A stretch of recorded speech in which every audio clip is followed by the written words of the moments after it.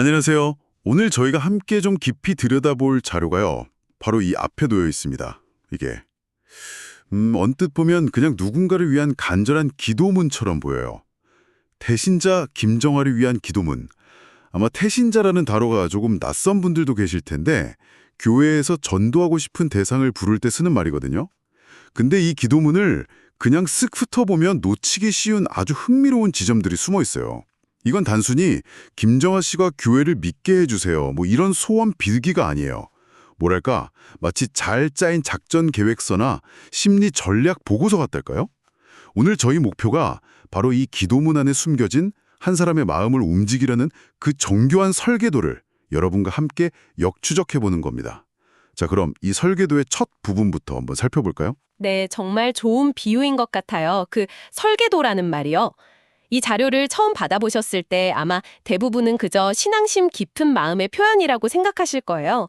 하지만 자세히 들여다보면 이 기도문은 거부감이라는 아주 인간적인 감정을 어떻게 신학적으로 분석하고 또 어떻게 해결할 것인지 거기에 대한 명확한 계획을 담고 있습니다. 그리고 그 해결의 주체를 인간의 설득이 아닌 신의 개입으로 설정하고 있다는 점이 가장 큰 특징이죠. 아, 그러네요. 기도의 대상이 김정아 씨가 아니라 김정아 씨의 마음을 움직일 수 있는 신이니까요. 그럼 그 계획의 첫 단계, 바로 문제 진단부터 시작해보죠. 이 기도문은 김정아 씨가 교회를 거부하는 이유가 있을 거라고 일단 가정을 하고 들어가요. 그리고 그 이유를 추측하는 방식이 정말 기발합니다. 맞아요. 보통은 교회를 오해해서라거나 뭐 세상적인 가치관 때문에라고 생각하기 쉬운데 이 기도문은 화살을 바깥이 아닌 안으로 돌려요. 교회가 공사 중이라는 표현을 쓰거든요. 공사 중이요? 네, 상처받은 자, 악한 자, 치유가 필요한 자들이 모여 하나님 앞에 성화되어가는 과정에 있기 때문에 당연히 불완전하고 시끄러울 수밖에 없다, 이런 거죠. 와, 그 비유는 정말 영리한데요? 우리 교회가 완벽하지 않아서 당신 마음에 상처를 줬을 수도 있습니다. 라고 먼저 인정하고 들어가는 거잖아요. 바로 그거죠. 이건 굉장히 똑똑한 수사법 같아요. 상대방이 하려던 비판을 먼저 인정해버리니까 비판할 힘이 쏙 빠지게 만드는 효과도 있겠어요. 정확해요. 비판을 막는 게 아니라 오히려 그 비판을 끌어안아서 공감대를 형성하는 거죠. 네, 맞아요. 교회는 완벽하지 않아요. 마치 공사 중인 건물처럼 어수선하죠. 이렇게 시작하는 거예요. 그리고 한 걸음 더 나아가서 인간은 모두 완벽하지 않다는 것을 태신자 김정화가 이해하게 하옵소서라고 기도합니다. 아, 교회의 불완전함이라는 특수한 문제를 인간의 불완전함이라는 보편적인 진리로 확장시키는 거예요. 그렇게 되면 교회에 대한 거부감이 인간에 대한 이해로 슬쩍 바뀌면서 심리적인 장벽이 낮아지는 효과가 있겠네요. 바로 그거죠. 심리적 장벽을 낮춘 다음에 이 기도문은 문제의 본질을 다른 차원으로 끌고 가요. 로마서 1장 28절 그들이 마음에 하나님 두기를 싫어하매라는 구절을 인용하는데요. 이걸 통해서 교회에 대한 거부감이라는 현상적인 문제를 하나님을 마음에 두기 싫어하는 근원적인 영적 상태로 재정의해버리는 겁니다. 아, 그렇군요. 당신이 교회를 싫어하는 건 사실 교회가 문제가 아니라 당신의 영혼이 하나님을 거부하고 있기 때문입니다. 라고 문제의 프레임을 완전히 전환시키는 거네요. 네. 굉장히 대담한 진단인데요. 대담하죠. 하지만 이 기도문의 논리 안에서는 이게 필수적인 과정이에요. 문제가 심리적인 차원에 머물러 있으면 인간적인 상담이나 노력으로 해결할 수 있지만 영적인 문제로 규정되는 순간 해결책 역시 인간의 영역을 넘어선 신학적인 것이 되어야 하니까요. 알겠습니다. 그럼 교회에 대한 거부감을 영적인 문제로 재정의했고 이제 그에 대한 신학적인 해법을 제시해야 할 차례네요. 그냥 믿어라 하고 끝나는 건 아닐 텐데요. 어떤 논리를 가져오나요? 여기서 아주 강력한 성경 구절이 등장해요. 바로 이사야 45장 22절인데요. 땅의 모든 끝이여 내게로 돌이켜 구원을 받으라. 나는 하나님이라 다른 이가 없느니라. 이 구절은 굉장히 단호하고 배타적이에요. 구원을 줄 수 있는 존재는 오직 나, 하나님 한 명뿐이고 다른 선택지는 없다는 선언이죠. 다른 길은 아예 없다고 못을 박는 거네요. 이건 마치 이 병을 고칠 수 있는 유일한 의사는 나뿐이다 라고 말하는 것과 비슷한 느낌인데요. 다른 병원에 갈 생각은 하지 말라는 거죠. 맞아요. 구원의 유일성과 절대성을 아주 강하게 못 박는 거예요. 그 앞선 21절에서는 나 외에 다른 신이 없나니 23절에서는 내게 모든 무릎이 꿇겠고 라고 말하면서 다른 대안이 존재할 가능성 자체를 차단합니다. 이렇게 대상자에게 다른 선택지가 없다는 걸 분명히 하면서 결국 하나님께 돌아오는 것이 유일한 해법이라는 논리를 완성하는 거죠. 듣고 보니 이거 혹시 신학적인 좋은 경찰, 나쁜 경찰 전략 같은 거 아닐까요? 한쪽에서는 다른 길은 없어, 여기가 유일한 길이야 라고 단호하게 말하는 나쁜 경찰 역할을 하고, 오, 그거 아주 재미있는 분석인데요. 그럼 좋은 경찰은 어디에 있을까요? 바로 다음에 나오는 에스겔서 구절이 아닐까 싶은데요. 만일 악인이 돌이켜 그 악에서 떠나 반드시 살고 죽지 아니하리라. 이 구절은 분위기가 완전히 다르잖아요. 누구라도 아무리 나쁜 사람이었더라도 마음만 돌이키면 모든 걸 용서하고 바라주겠다는 거니까요. 맞아요. 언제든 돌아오면 괜찮다고 문을 활짝 열어두는 좋은 경찰 역할인 거죠. 정확합니다. 바로 그겁니다. 한쪽에서는 이사야서를 통해 다른 길은 없다는 단호함으로 긴장감을 조성하고 다른 한쪽에서는 에스겔서를 통해 누구에게나 회개의 문은 열려 있다는 자비로움을 보여주는 거죠. 이 채찍과 당근의 조합은 설득의 효과를 극대화하는 아주 고전적이면서도 강력한 전략이에요. 도망갈 다른 길은 막아버리고 유일하게 남은 이 길이 얼마나 따뜻하고 안전한지를 동시에 보여주는 거죠. 정말 정교하게 설계됐네요.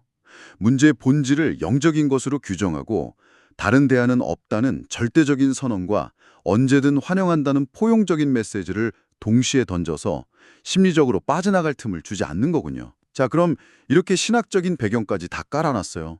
이제 뭘 할 차례죠? 이제 가장 구체적이고 어쩌면 가장 흥미로운 부분으로 들어가요. 바로 이 신학적 배경 위에서 김정화 씨의 마음이 구체적으로 어떻게 변하기를 바라는지 그 단계별 액션 플랜을 신에게 요청하는 부분이죠. 액션 플랜이요? 기도에 무슨 단계가 있나요? 네, 아주 명확한 3단계로 구성되어 있어요. 첫 번째 단계는 리셋 또는 포맷입니다. 기도문에 이런 구절이 나와요. 교회의 겉모습으로 가졌던 부정적인 마음이 있었다면 모두 잊혀지도록 도우시옵소서. 네. 과거에 교회나 신자들에게 상처를 받았거나 안 좋은 기억이 있다면 그 기억 자체를 깨끗하게 지워달라는 요청이에요. 잠깐만요. 기억을 지워달라고요? 이건 거의 한 사람의 정신을 해킹해달라는 요청처럼 들리는데요. 이렇게까지 구체적으로 기도하는 게 일반적인가요? 일반적이라고 말하긴 어렵지만 이 기도문의 논리 안에서는 굉장히 중요해요. 기존의 부정적인 데이터가 남아있는 한 새로운 긍정적인 데이터를 입력하기 어렵다고 보는 거죠. 아, 그래서 일단 백지 상태로 만들어달라는 거예요. 마치 컴퓨터 하드디스크를 포맷하듯이요. 알겠습니다. 그럼 1단계가 과거의 부정적인 기억을 소멸시키는 거라면 2단계는 뭔가요? 2단계는 발화, 즉 씨앗을 심는 단계예요. 교회가 궁금하게 하시고 교회의 종탑 위에 십자가가 궁금하게 하셔서라는 구절이 나오는데요. 네. 이건 부정적인 감정이 사라진 수동적인 상태를 넘어서 대상자의 마음속에 호기심이라는 능동적인 감정의 싹을 틔워달라는 요청이에요. 무관심이 관심으로 바뀌는 첫 순간을 만들어달라는 거죠. 아, 이건 현대 마케팅에서 말하는 퍼널 구조랑 비슷하네요.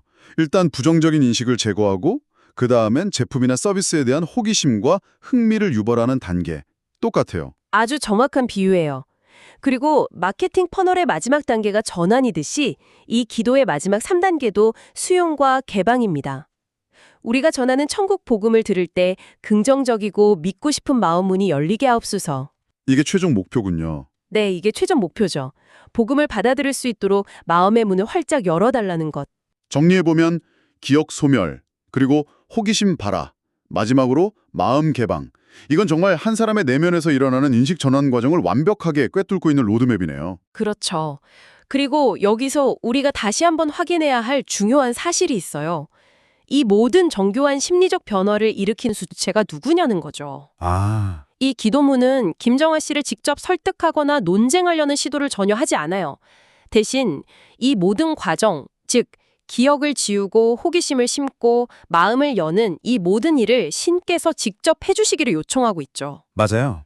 사람의 마음을 바꾸시는 주님, 이라는 호소가 이 기도 전체를 관통하는 핵심 믿음이에요. 결국 인간은 노력으로는 한계가 명확하니까 이 모든 해킹에 가까운 작업은 절대적인 능력을 가진 신만이 할 수 있다.